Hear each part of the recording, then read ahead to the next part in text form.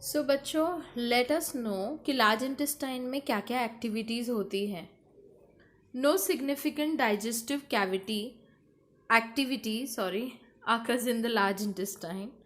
The function of large intestines are: first is absorption of some water, minerals and certain drugs, and the second is secretion of mucus which helps in adhering the waste.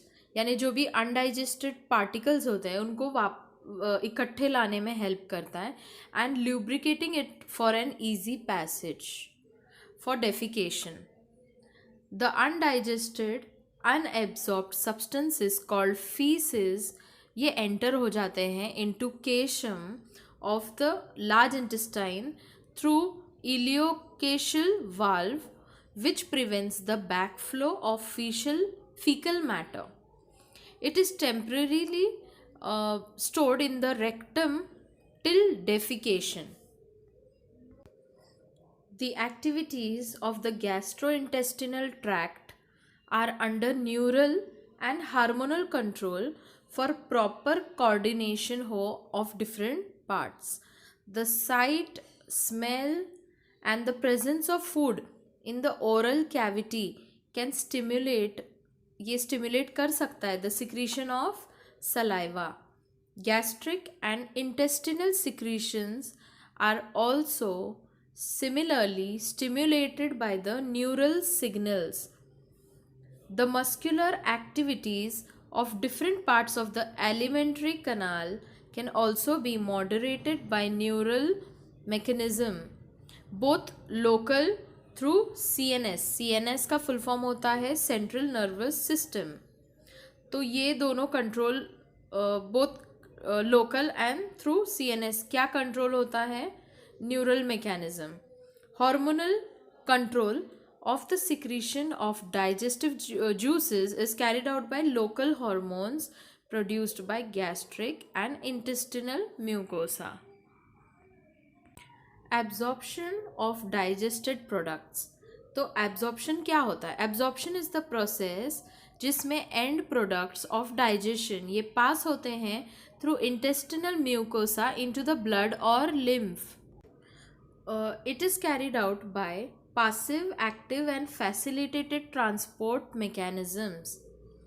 Small amount of monosaccharides जैसे कि glucose, amino acids and some electrolytes like chloride ions ये generally absorb होते हैं bye simple diffusion. ये चीज़ों का जो passage है कुछ सब्सटेंसेस का इनटू द ब्लड ये डिपेंड करता है अपॉन द कॉन्सेंट्रेशन ग्रेडियंट्स. पर फिर भी कुछ सब्सटेंसेस जैसे कि ग्लूकोज, अमाइनो एसिड्स ये एब्जॉर्ब होते हैं with the help of carrier proteins. This mechanism ये मैकेनिज्म को कहा जाएगा facilitated transport. Transport of water depends on the osmotic gradient. Active transport ये अकर होता है against the concentration gradient and ये रिक्वायर्स एनर्जी. अलग और various nutrients like amino acids, monosaccharides जैसे कि ग्लूकोज, इलेक्ट्रोलाइट्स जैसे कि sodium are absorbed into the blood by this mechanism. Fatty acids, glycerol being insoluble ये दोनों इनसोल्यूबल होने के कारण they can not be absorbed into blood. They are first incorporated into small droplets तैयार होते हैं called micelles which move into the intestinal mucosa. They are reformed into very small protein coated fat globules called chylomicrons जो transport हो जाते हैं into the lymph vessels जिसको lacteals भी बोल सकते हैं in the villi. These lymph vessels ultimately release the absorbed substances into the bloodstream.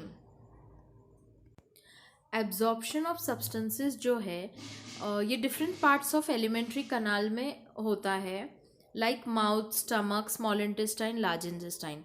लेकिन हाउएवर सबसे मैक्सिमम या ज़्यादा जिसको बोल सकते हैं एब्जॉर्प्शन ये अकर होता है in small intestine. So we will study the summary of absorption in different parts of digestive system. So in the next lecture we will continue. So till then, bye bye.